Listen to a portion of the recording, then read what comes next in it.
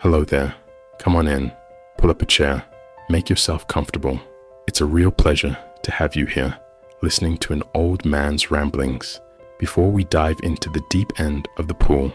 And trust me, this story has a deep end. I want you to do me a small favor. See that little button that says subscribe? Give it a little tap for me. It costs you nothing, but it tells me there are still folks out there who appreciate a good story, and that means the world to a man my age. All right, done. Fantastic. You're a good egg. Now let's talk about the nature of things. A river flows to the sea. The sun rises in the east, and children are supposed to look after their parents in their old age. It's one of those fundamental truths, isn't it? A law of nature, a covenant baked into the very fabric of family. It's the return on the biggest investment you'll ever make. You pour decades of love, money, and sleepless nights into these little people, and the prospectus, the unspoken promise, is that when you're old and creaky, they'll be there for you. Well, I'm here to tell you that sometimes the market crashes. Sometimes your blue chip investment turns into junk bonds overnight. And when that happens, a wise man doesn't just sit on his losses, he reallocates his assets. My name is Frank. I'm 85 years old, and this is the story of how my children, the two most precious investments of my life, moved me into a nursing home. So I changed my will and left every last dime to my nurse. To understand how we got here, you have to understand where we came from. I wasn't born with a silver spoon in my mouth. My father was a steel worker, and my mother was a saint who could make a dollar stretch so far it would snap back and take your eye out. I started my business, a small hardware store, with a loan from my uncle and a whole lot of sweat. I named it Reliable Hardware. Seemed fitting. I met my wife, Eleanor, when she came in looking for a specific kind of screw to fix a wobbly leg on her grandmother's antique table. I didn't have the screw, but I told her I'd find it. It took me 3 days of calling suppliers all over the state, but I found it. I drove it to her house myself. She offered to pay. I told her a home-cooked meal would be payment enough. That meal turned into a courtship. That courtship into a marriage of 57 years. 57 years of shared dreams and quiet comfort. Eleanor was the heart of our family. I was the engine, the one who worked long hours to build Reliable Hardware from one small shop into a chain of 12 stores across the state. But she was the one who made our house a home. The smell of her baking bread, the sound of her laughter, the way she'd put her hand on my shoulder when I came home, tired and stressed. That was the real fortune. We raised 2 children in that house, Michael and Jessica. Oh, they were the light of our lives. I'd come home, and no matter how tough the day had been, seeing them run to the door shouting, "Daddy," made it all worthwhile. I gave them everything, not just material things, though they never wanted for anything. Bicycles became cars, allowances became college tuition, but I tried to give them the other stuff too, the important stuff. I taught Michael how to fix things, how to be self-reliant. I taught Jessica how to negotiate, how to stand up for herself. I thought I was teaching them to be strong, independent adults. Maybe I did too good a job. They became so independent. They no longer seemed to need us or even want us around, unless they needed something. Eleanor passed away 5 years ago. Cancer. It was quick, which I suppose was a mercy, but it ripped the heart out of my chest. The house, once so full of her light and laughter, became an echo chamber of memories. The silence was deafening, but I managed. I had my routines. I'd open one of the hardware stores in the morning, just to keep my hand in. I'd have lunch with old friends. I'd cook my own dinners. Eleanor had taught me a few of her signature dishes, a survival skill I was now profoundly grateful for. I was lonely, yes, but I was living. I was still Frank. The children's visits became different, more perfunctory. They'd call ahead. Dad, we'll pop by for an hour on Sunday.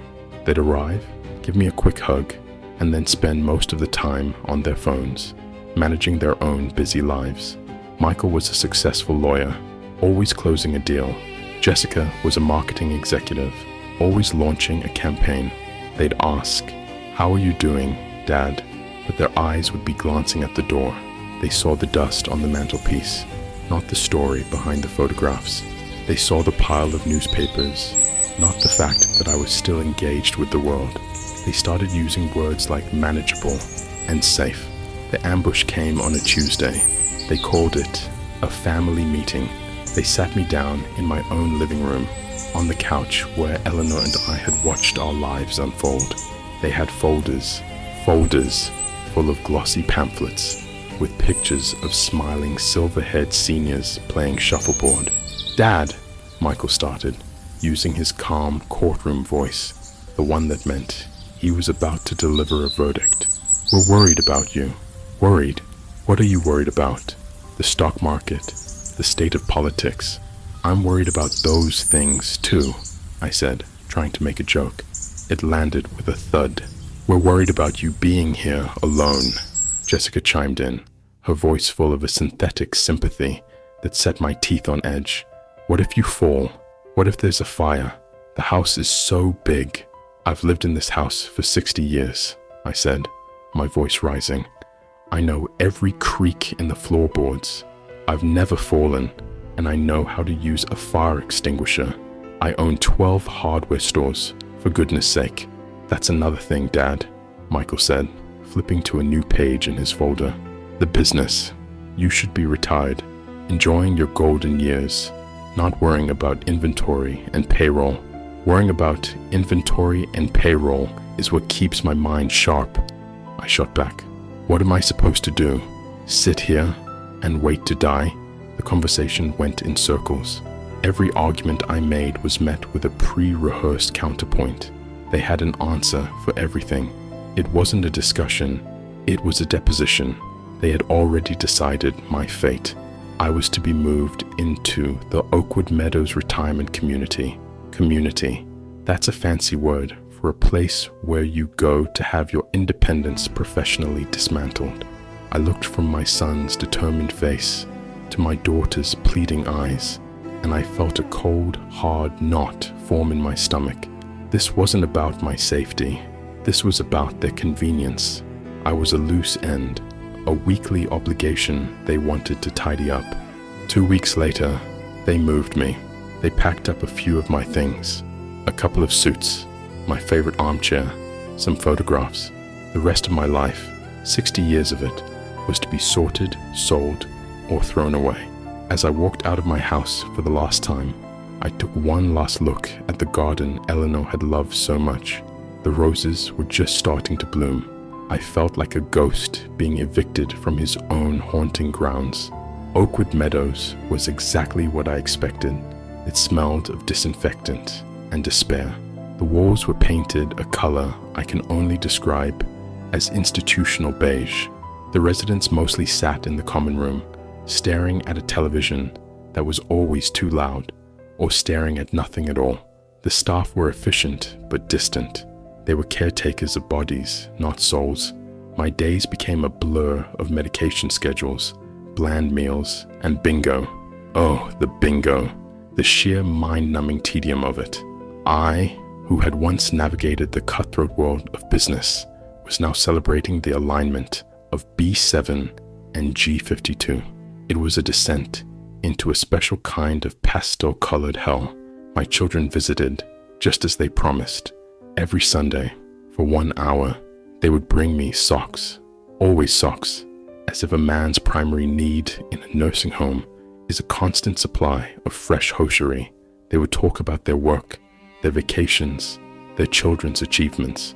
They never asked about my day, not really. They didn't want to know that I had a 2-hour debate with a man named Arthur about whether a Phillips head screwdriver was inherently superior to a Robertson. They didn't want to know that I felt invisible. They wanted to check the box, assuage their guilt, and get back to their real lives. And then, Into this beige-tinted purgatory walked Sarah. She wasn't my assigned nurse at first. She was covering a shift for someone else. She walked into my room, and the first thing I noticed was that she wasn't wearing the standard issue institutional smile. Her smile was real. It actually reached her eyes. "Mr. Peterson, I'm Sarah. I'm just checking your blood pressure," she said. "It's Frank," I grumbled. "Mr. Peterson was my father, and my blood pressure is probably high. This place would give a Zen master a heart attack." She laughed, a real throaty laugh. "I hear the food is a major contributing factor." "The food," I scoffed. "Calling that stuff food is an insult to agriculture. I've had better meals in the army, and that's saying something." Instead of just nodding and leaving, she pulled up the visitor's chair. "What's your favorite meal, Frank?" I was taken aback. "Why?" "No reason. Just curious." I thought for a moment. "My wife, Eleanor, she used to make a shepherd's pie, not with that instant mashed potato stuff. Real potatoes with butter and cream and the meat. She had a secret ingredient, a little bit of nutmeg." "Nutmeg, huh? Interesting," she said, making a mental note. Then she looked at the photos on my bedside table. "Is this your wife, Eleanor?" "Yes," I said, my voice softer. "She was beautiful, wasn't she?" "She's stunning," Sarah said, and she didn't just glance at the photo. She looked at it. "You look so happy." We talked for 20 minutes, not about my ailments or my medication. We talked about Eleanor, about my hardware stores, about her son, who was obsessed with Lego. For the first time since I'd arrived, I felt like a person again. The next day, she wasn't on my rotation, and the beige gloom returned. But that evening, just as I was resigning myself to another plate of mystery meat, Sarah appeared at my door. She was off the clock, in her regular clothes. In her hands was a covered dish. "I had some leftovers," she said, a little shyly. "It's shepherd's pie. I'm not sure about the nutmeg, but I gave it a shot." She set it down on my little table. The aroma filled the room. It smelled like home. I took a bite. The potatoes were creamy, the meat was rich, and there it was, a faint, warm hint of nutmeg. I didn't say anything for a moment. I couldn't. A lump had formed in my throat. An 85-year-old man, a veteran, a businessman, brought to the brink of tears by a shepherd's pie. It's good," I finally managed. "It's very good." "Good," she said, smiling that genuine smile. "Just thought you could use a real meal." That was the beginning. Sarah became my lifeline. She'd pop in on her breaks just to chat. She noticed my chessboard was gathering dust, so she challenged me to a game. She was terrible at it, but she played with such enthusiasm that I loved it. She brought me the business section from the newspaper because she knew I missed it. She listened to my stories, my long rambling stories about the old days, and she never once looked at her watch. My children's visits became a stark contrast. One Sunday, Michael came in, phone pressed to his ear. "Yeah, I see the email." "No, tell them the revised contract is non-negotiable. I'll call you back." He turned to me. "Hey Dad, how's it going? Brought you some socks." "It's going," I said, looking at the shepherd's pie Sarah had brought me the night before, still on my table. "I'm still breathing." "Great, great," he said, his eyes already drifting back to his phone. The final nail in the coffin was the conversation about the house. Jessica brought it up. "Dad," she said, her tone gentle and condescending, "we've been talking, Michael and I, and we think it's time to put the house on the market." I felt that cold knot in my stomach tighten. "What?" "Well, it's just sitting there, empty," she explained, "and the upkeep is expensive. Property taxes, insurance, and the money from the sale would ensure you have the absolute best care here for as long as you need it. The absolute best care.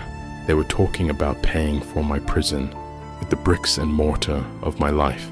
That house is not just a pile of bricks, Jessica," I said, my voice dangerously calm. "Your mother and I built that life. Your height chart is still on the pantry door. There's a loose floorboard in the hallway. that I always meant to fix. It's my home. But you don't live there anymore, Dad, Michael said, ever the pragmatist.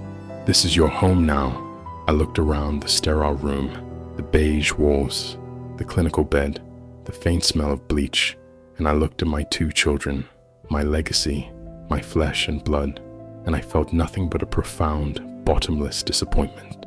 They didn't get it. They never would. That night, I didn't sleep. I just sat in my armchair, the one from my living room, and I thought about the nature of things, about investments and returns, and I realized my portfolio was horribly unbalanced.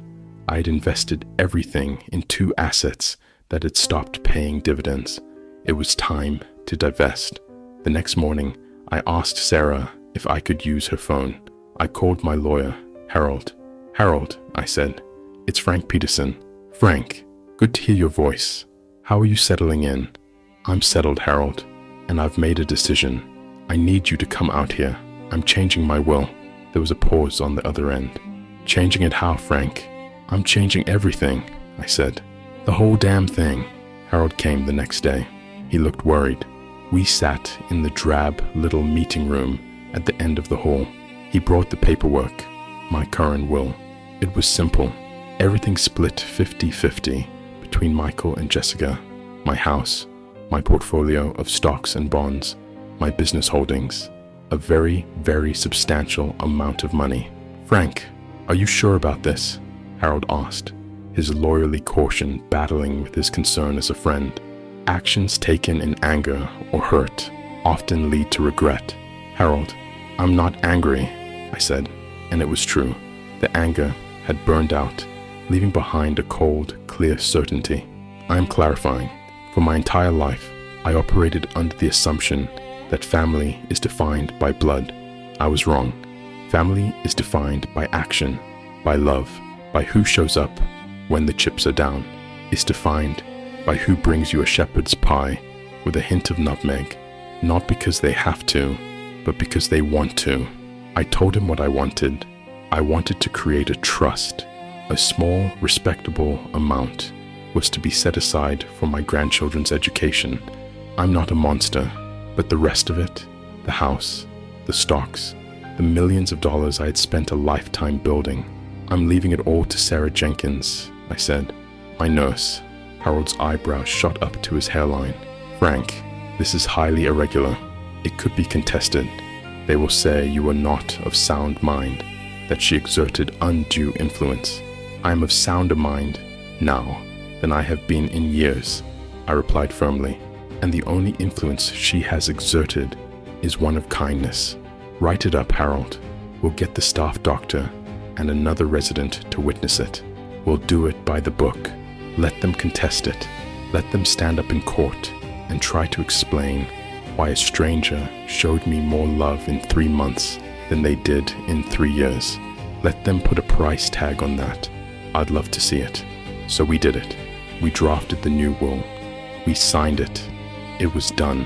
I felt a sense of peace I hadn't felt since Eleanor was alive. It wasn't about revenge. It was about justice. It was about making my final act on this earth a reflection of what I had finally learned, that the greatest wealth you can accumulate is the love you give and the love you receive. And sometimes, the person who deserves to inherit that wealth isn't the one who shares your DNA, but the one who shares your humanity. I haven't told Sarah.